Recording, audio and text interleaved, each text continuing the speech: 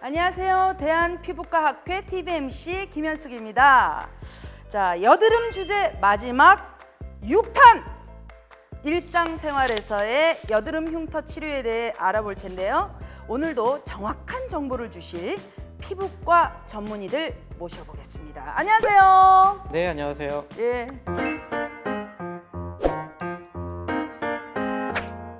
자, 오늘은 여드름 주제 마지막입니다. 자, 선생님. 여드름이 올라오면서 오면 집에서 바로바로 압출해 주는 것이 좋을까요? 어떨까요? 집에서 본인이 짜는 경우도 있고 또는 네네. 뭐 엄마가 아들 붙잡고 이렇게 짜주는데 제 생각에는요. 네네. 그 면포를 쏙쏙 짜는 쾌감 때문에 막 짜요. 아, 근데 그거를 짜는 과정에서 아프잖아요. 근데 혹시 염증이 더 심해지면 흉터가 될 확률이 높아지거든요. 그래서 가능하면 건드리지 마시고 혹시 염증이 올라오면 집에 짜지 마시고 재생 테이프나 이제 여드름 패치 같은 거 있어요. 약국에서 파는 그런 거 응급으로 집에서 할 거면. 붙여 놓으시는 게 맞고 그러다가 이제 시간이 될 때 피부과 전문 선생님께 오셔가지고 제대로 치료받는 게 좋습니다. 자, 그러면 여드름 후유증은 어떤 것들이 있을까요, 선생님? 그래서 아까 말한 염증성 여드름이 네. 염증이 계속 진행하면 음. 일단 붉은 자국, 빨간 자국이 그쵸, 생기죠. 그쵸. 붉은 자국이 좀 더 시간이 지나면 이제 갈색의 색소 침착이 되고요. 색소 침착. 또 염증 중에 이렇게 딱딱한 결절이 있는데 그 결절이 시간이 오래되면 네. 쑥 들어가요. 페인 흉터. 페인 거. 그게 제일 이제 안 좋은 거죠. 그러면 여드름 흉터에도 종류가 있습니까? 종류? 그래서 원장님이 지금 말씀해 주신 것처럼 이렇게 크게 좀 나눠보면 그냥 평평한 대로 여드름 자국이라고 그러죠. 여드름 자국이 약간 붉게 여드름 홍반으로 나타나는 경우와 또 색소 침착이 남는 경우가 있는데 그게 첫 번째가 되겠고 하나는 페인 흉터. 페인. 네, 그게 두 번째가 되겠고 세 번째는 이렇게 튀어오르는 비유성 흉터. 또 그래요? 여드름 또 켈로이드라 그래서 아무튼 비유성 혹은 켈로이드. 튀어오르는 흉터가 생길 있군요. 수도 그거는 있어요. 또 약간 저는 처음 들어보는 것 같아요. 그렇게 튀어오르는 흉터는 얼굴에서는 턱 라인에 잘 생기고요. 또 가슴 같은 데도 잘 생깁니다. 피부과에 오시게 되면 흉터 치료를 하시게 되면 각각의 좀 흉터 모양에 따라서 치료 방법이 또 좀 달라지실 수가 있어요. 아, 그래요? 네. 되게 중요해요. 여드름 그러면 말씀하셨듯이 이제 뭐 여러 가지가 있잖아요. 일단 제가 여드름 자국을 한번 먼저 설명을 해드리면 네네. 근데 두 가지가 있어요. 네. 붉은 자국, 색소 침착. 네. 일반인들은 그냥 그거를 구분 못하는 경우가 많은데 그렇죠. 예. 일단 붉은 자국은 빨갛고 염증이 있는 거거든요. 네. 그러니까 염증을 줄이는 치료가 필요해요. 염증을 줄이는 치료. 예를 들어 여드름 염증 주사가 있고 먹는 약이 있고 음. 또는 혈관 레이저로 해서 붉은 자국과 염증을 이제 치료해야겠죠. 그리고 이제 색소 침착이라는 거는 염증보다는 갈색으로 남은 자국이거든요. 그렇죠, 그렇죠. 그거는 이제 색소 레이저 토닝이라든지 또는 미백 연고 같은 걸로 갈색의 색소 침착을 치료할 수가 있어요. 근데 솔직히 선생님, 그게 완전히 없어질 수 있습니까? 아니면 그냥 완화시키는 겁니까? 치료를 하면 할수록 좋아지는데 네. 이제 두 가지가 있어요. 네. 좋았다가 자꾸 안 좋아지고 재발하는 거는 여드름 새로 나서 그래요.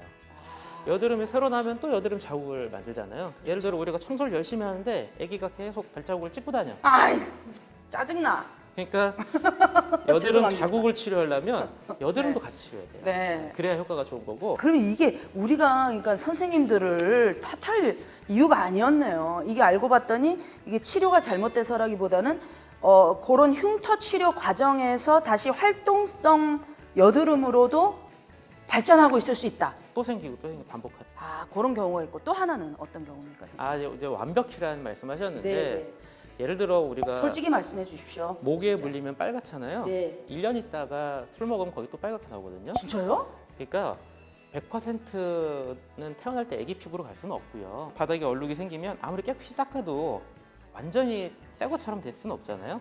그러니까 우리가 치료하면 할수록 좋아지는데 그냥 일상생활에 지장이 없을 정도로 그냥 자연스러운 정도로는 당연히 치료가 되고요. 피부에 자극이 심하게 이제 갈 때가 있지 않습니까? 시술 후에 바로 일상생활이 좀 가능할까요? 여드름 시술도 굉장히 다양하기 때문에 페인 흉터를 예로 들면 네. 가장 많이 하는 레이저가 프랙셔널 레이저거든요. 네네네. 그 프랙셔널 레이저 자체도 빔만 이렇게 쏘는 게 있고 약간 미세 박피를 해주면서 또 빔이 들어가는 게 있고요. 그래서 박피를 해주면서 들어가게 되면 또 이렇게 시술 후에 이렇게 홍반이라든지 또 각질이 생긴다든지 이런 게 뭐 1주에서 2주까지도 갈 수가 있어요. 하지만 또 강도를 어떻게 조절하느냐에 따라서 그 환자분들이 사회생활에 있어서 어느 정도까지는 다 낫고 뭐 직장에 가야 돼요 하면은 그런 강도를 조절해서 좀 쏠 수가 있죠. 예, 그렇기 때문에 일상생활의 복귀에 대해서 너무 염려하시고 뭐 그래서 치료를 그냥 지금은 안 받겠다 이러실 필요는 없고요. 충분한 상담하에 본인 이제 사정에 맞는 그런 적절한 치료를 받으시면 충분히 뭐 일상생활 복귀도 가능하고 예. 자, 여드름 흉터에 대한 정보를 얻으시려고 온라인에서도 많이들 검색하시잖아요. 요즘 워낙 잘 돼 있으니까. 일반적으로 여드름 흉터에 대해 갖는 궁금증을 좀 해결해 보도록 하겠습니다. 시중에서 구입할 수 있는 흉터 없애는 연고나 피부 재생 크림으로 효과를 볼 수 있나요, 선생님? 그러니까 이제 흉터가 페인 흉터나 이렇게 비유성 흉터가 이미 돼버린 경우에는 그런 연고제만으로 그 호전을 기대하기는 좀 어렵고요. 근데 그 전에 약간 홍반이 있다거나 색소 침착이 있는 거 정도는 그런 미백제 바르는 걸 토닝하고 병행하신다는 말씀도 해주셨는데 그래서 그런 거를 발라서 조금 어느 정도 완화는 될 수가 있습니다. 타이밍이 중요하네요. 그렇죠.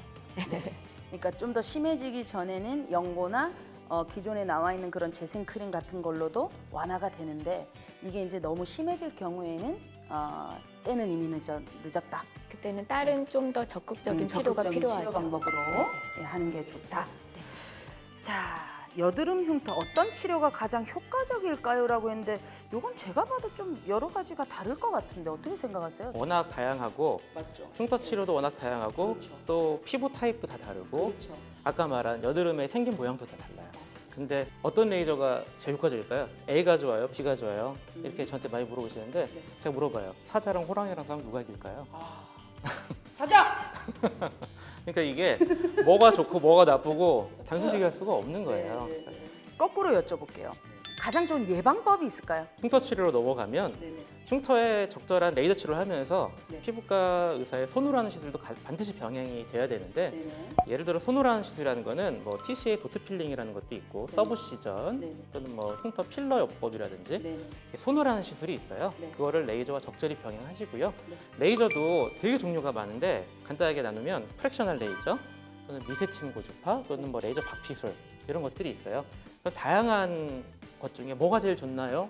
그건 아니고 여러 가지를 적절히 다양하게 조합을 해서 보다 안전하게 보다 효과적으로 치료하는 게 가장 중요하다고 생각합니다. 곤란한 질문이 될 수도 있는데 선생님, 솔직히 레이저 비싸잖아요. 레이저 말고는 어떤 방법이 가장 좋을까요? 솔직히. 그러니까 여드름 흉터가 되지 않게 예방하는 게 가장 중요하다는 말씀을 해주셨고 나는 것 자체를 좀 안 나게 해주는 게 이제 약물요법이라든지 심하면은 근데 그 피부과 전문의를 찾아가셔서 적절한 약물을 꼭 처방 받아서 드시고 바르고 하셔야 되는 거고요. 심하지 않고 그냥 집에서 한다는 거는 여드름용 뭐 세안제, 스킨 로션, 뭐 피지 분비 조절해주는 성분이라든지 항염 성분이라든지 이렇게 들어가 있는 화장품들이 있거든요.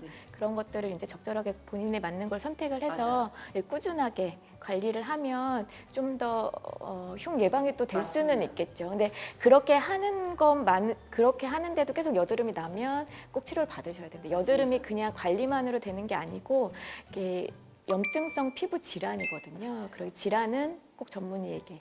아까 말했듯이 시기가 중요하잖아요. 맞습니다. 그러니까 염증성 여드름인데 그냥 방치해서 시기를 놓치면 안 되고 시기를 적절하게 피부과 전문의한테 진료를 보고 맞습니다. 약물 치료를 시작을 하는 게 제일 경제적이죠.